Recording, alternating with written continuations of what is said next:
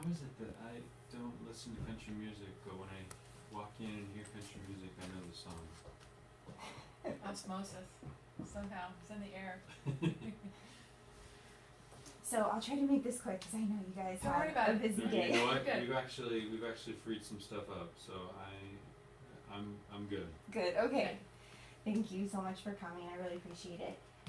Just to kind of give you guys some background, the reason I chose the college and career program to implement, I'm really passionate about the college and career programs just because with my own experience in the K through 12 setting, when I went through school, I didn't get any college and career counseling, except when I was a senior in high school.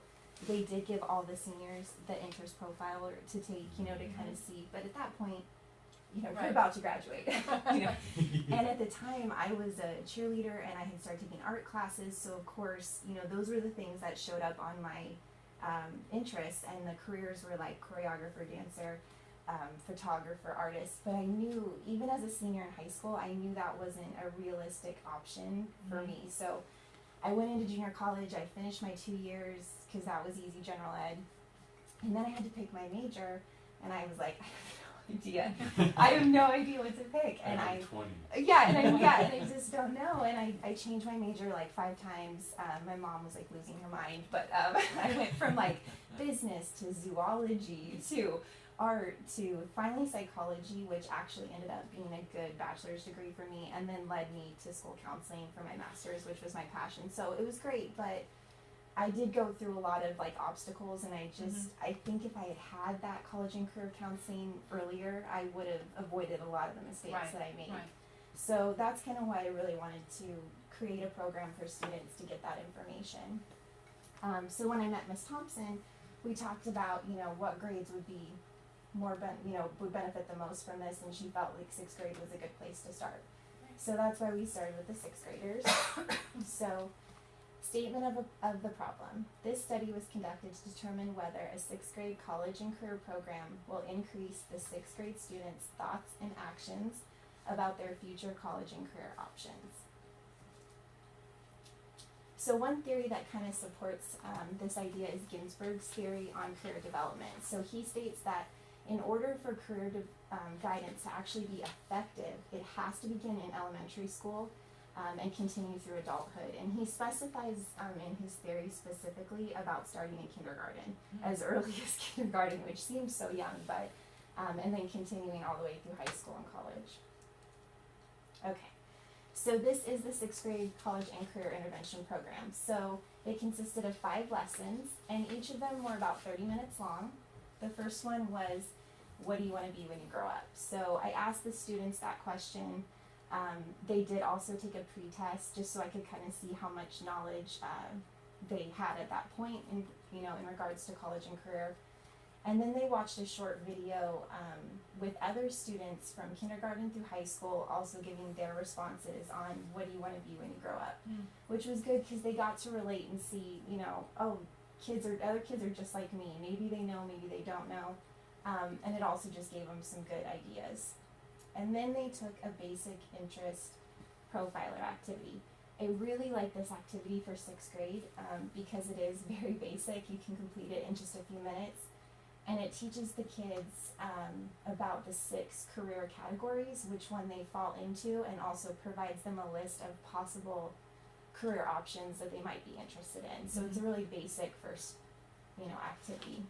And also, they're going to take a more in-depth interest profiler in their junior high, college, and career, so I didn't want to duplicate that. Right. And then what I did is, based on the results from that activity, I created a career bingo game. So they got to learn more about the careers they were interested in, the incomes, the educational requirements, things of that nature, also job duties, so it gave them a closer look into those careers. And then on lesson 3, we talked about colleges. So I created a PowerPoint. Really, I just wanted them to be aware of, the options available to them. So I showed them a whole map of the USC and CSU and JC system in California, just so they could see. Right. You have all these options. And then we really focused on the local options. options. You know, some of the kids were aware of Shasta College and Simpson, and then a lot of them weren't aware of National. So I just wanted to make sure that they knew these are right here in Reading. You know, you Right. can go find out more about them. Were they surprised? They were really surprised. I mean, none of them knew about National. So it was a good learning experience for them. Good. And then lesson 4, we covered military, ROTC programs, trade schools, and apprenticeship programs.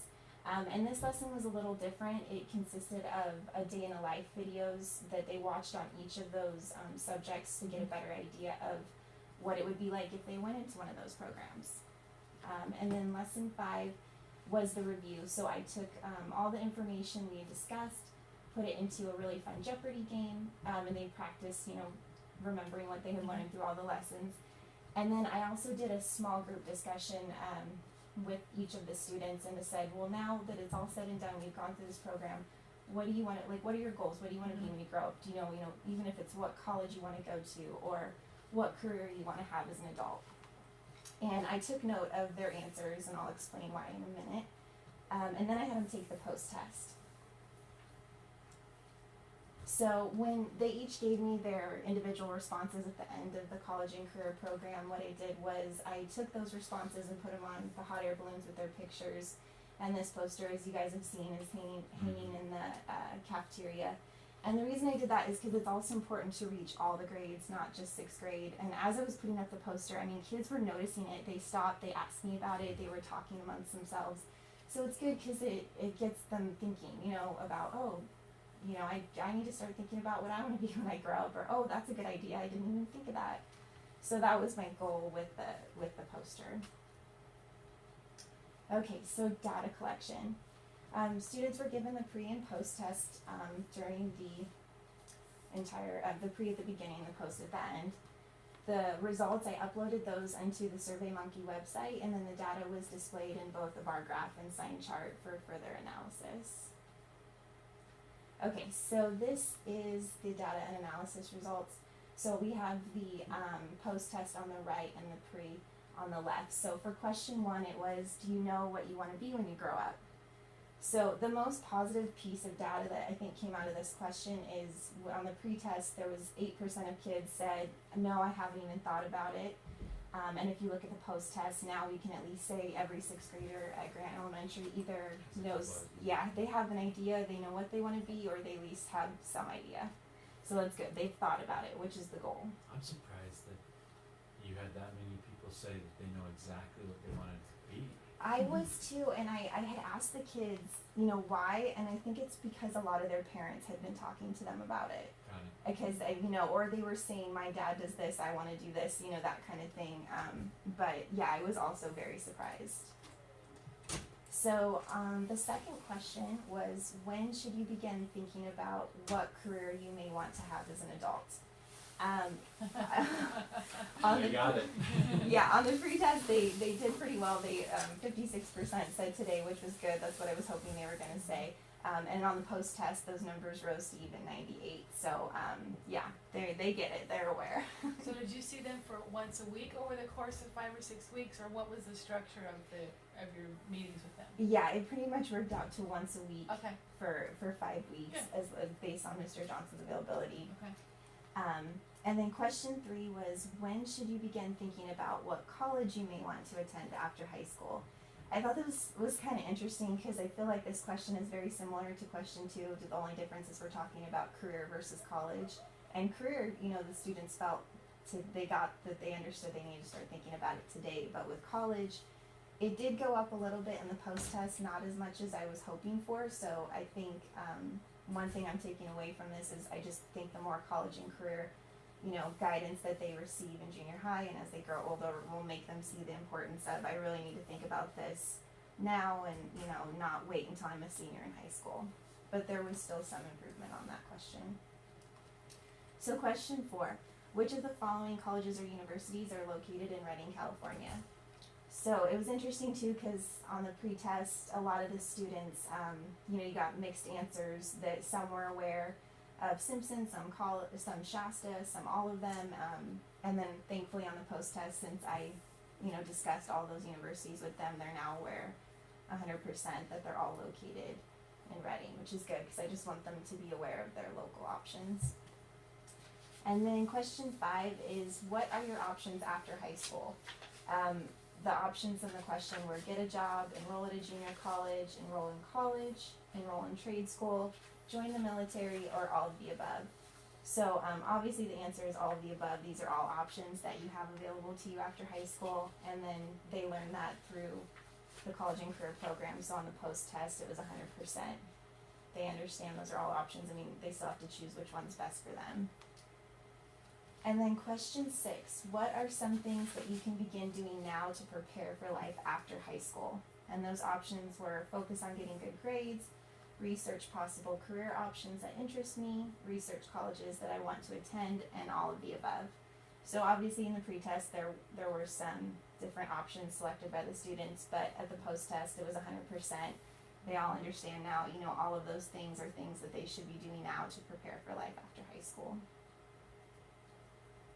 And the last question, question 7, is which one of these words best describes you? And the options are realistic, investigative, artistic, social, enterprising, conventional, or I'm not sure. You know, obviously they're all different depending on what the student chose on the pretest, but what they learned in the college and career program is that these actually represent the 6 career categories that they learned about when they took the interest profiler activity. So now when you're looking at the post-test, one really great piece of data is that, you know, they all know exactly what career category they are in now. That's going to help them when they further, you know, they go into junior high and they're taking more college and career programs, and they're going to know, oh, I'm realistic. I already know what jobs kind of will be a good fit for me. Or they might see how it changes as they grow and their interests change. But at least right now they know what category they fall into. Right. So this last piece of data is a sign chart.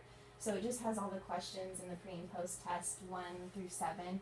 And it just shows the positive increase on each question. So some much more than others, but at least, you know, the data did improve and go up. So implications. Based on the data, the program proved to be successful. One thing I learned too is the 6th graders, because they are still growing and maturing, they're not choosing the most realistic career choices right now. Even though I tried to, you know, discuss that with them. If you'll notice out there on the poster in the cafeteria, there's a lot of them that are still choosing professional athlete. You know, and as they grow and mature, I think they'll change some of those choices. And I talked to them too about how important it is just to have a plan B. You know, if you do want to do professional athlete, try to choose something else as well. And then I also learned it's important not to overwhelm the 6th graders and provide them very basic college and career counseling, because they are going to get more as they grow and mature in junior high and high school. And then also just to be aware of the 7th and 8th grade college and career programs, because I didn't want to duplicate any of the guidance lessons. I wanted the information maybe to be the same, but for them to learn it in different ways each time so that they don't feel it's repetitive. And then just the sooner the students begin thinking about college and career options, the more prepared they're going to be for life after high school. So those are my references. And that's it. And I just would really appreciate, if you guys wouldn't mind filling out the survey. Thank you for coming. Thank you for doing this program with our students. That's wonderful. I just think some of the things that I had, like self-awareness,